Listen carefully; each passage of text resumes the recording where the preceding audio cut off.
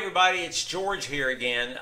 Let me tell you a story. I was using my laptop to surf the internet, like we all do. Unknowingly, I ended up installing this really dodgy kind of antivirus program onto the system, and let me tell you, that was just the beginning of all my troubles.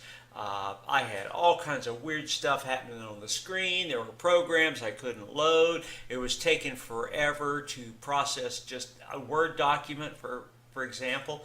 And I knew that there was some bad stuff going on in there caused by what I had downloaded. It was my own fault, really. So I wasn't being very successful at fixing this, so I went online and I found these guys. Let me give you their website. Okay, write this down. It's onlinepctechnicians.com.